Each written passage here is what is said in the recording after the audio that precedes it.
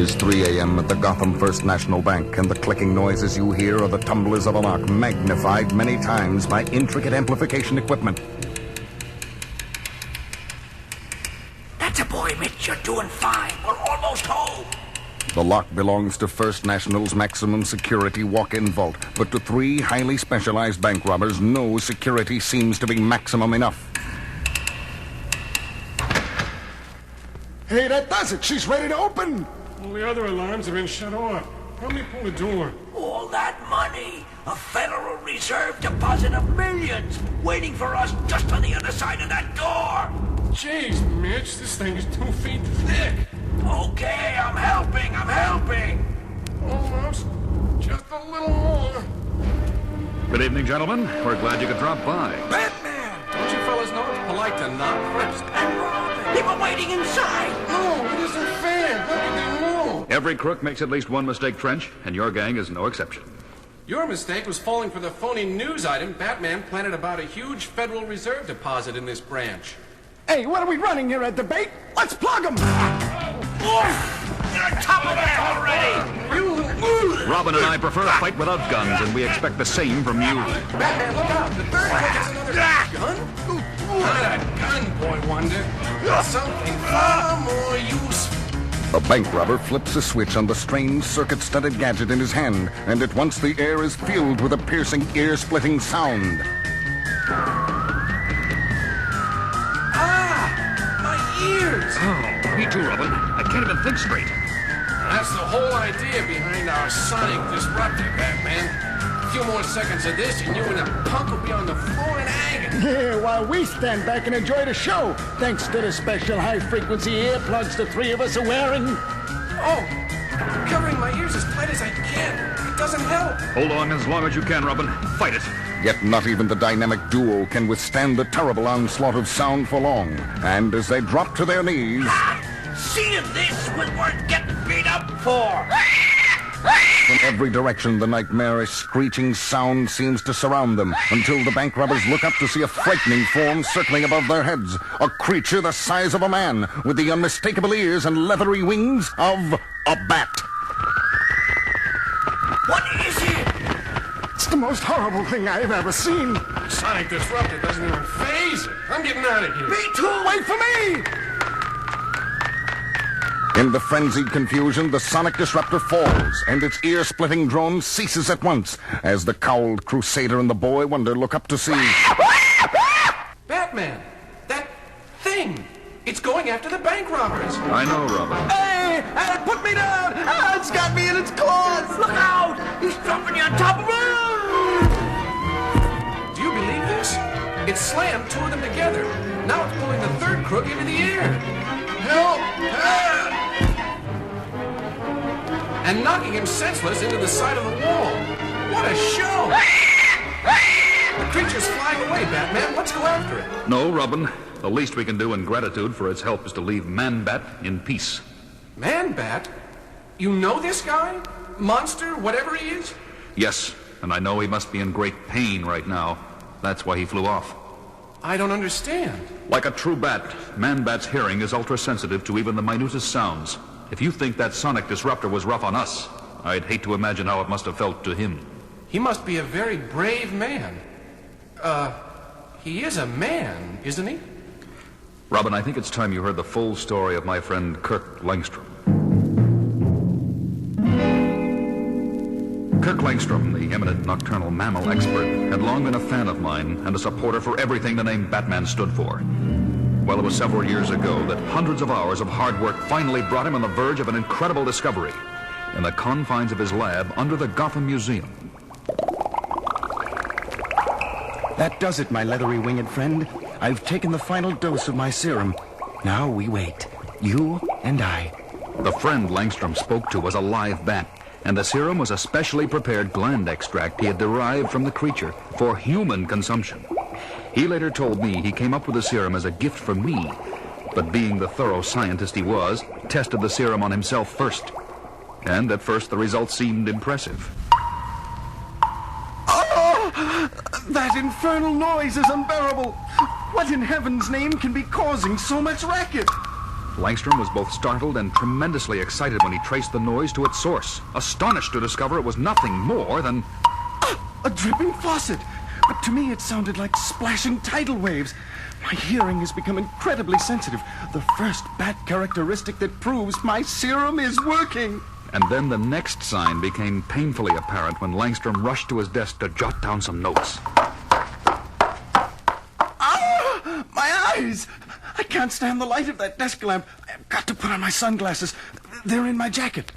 Once he found the dark lenses, he put them on and switched off the light, only to get a third surprise.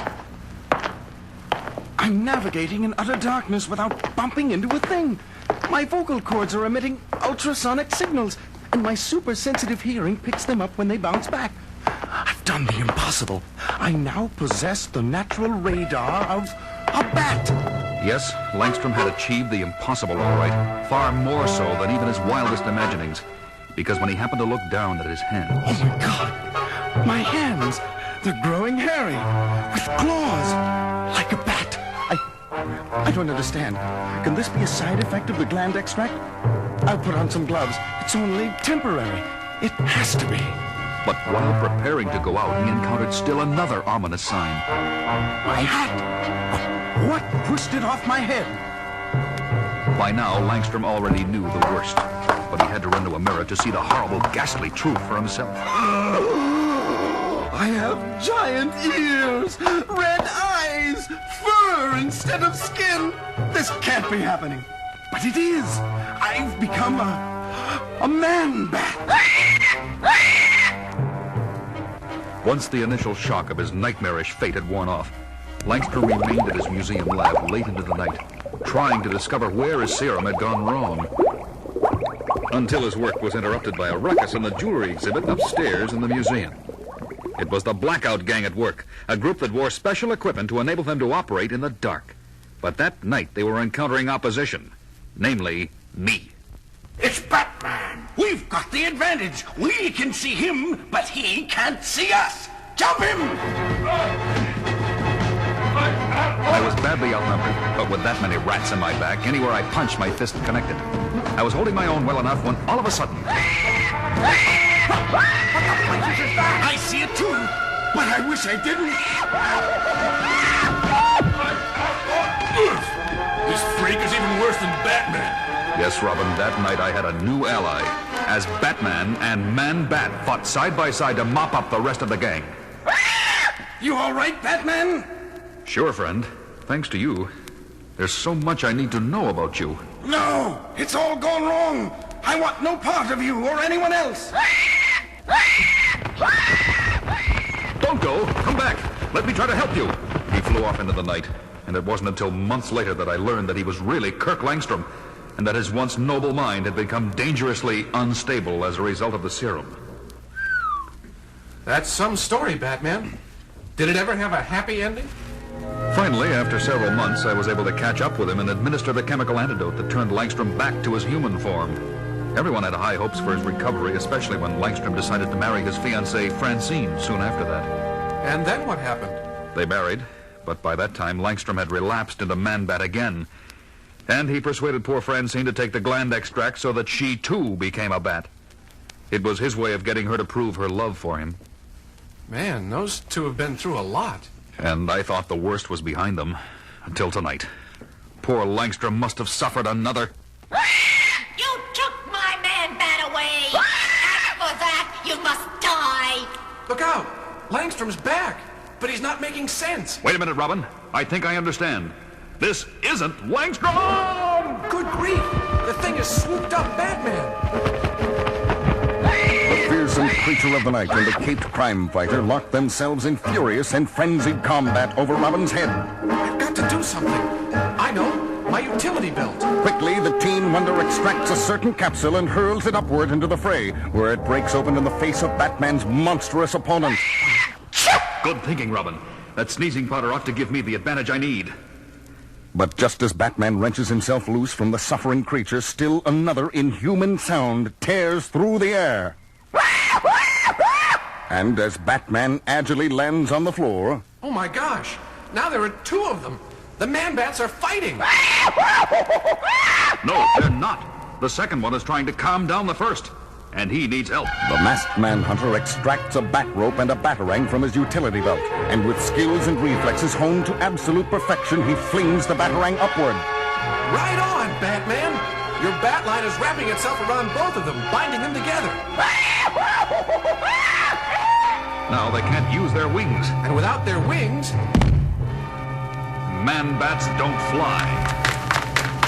But when the dynamic duo runs up to the grounded inhuman pair... Look, Batman!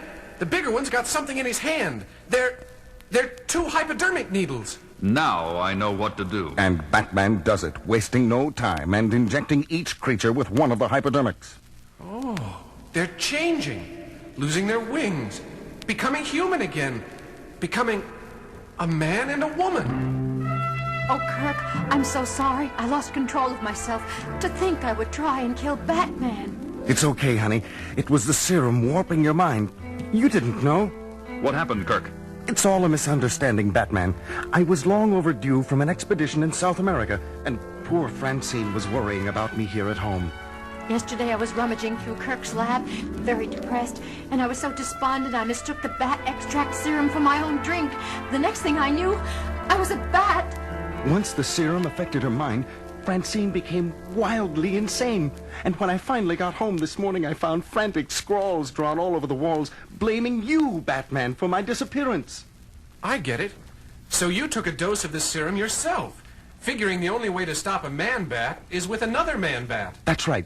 But when I finally located you two a few hours ago, you were up against that terrible sonic disruptor. So I gave you a helping hand with those bank robbers. I'll say you did. That must have been murder on your bat ears. And while Kirk took some time to recover, Francine caught up with us and attacked. Batman, can you ever forgive me? I already have, Francine. Well, I may never forgive you, Batman. Not unless you get around to introducing me to your friends.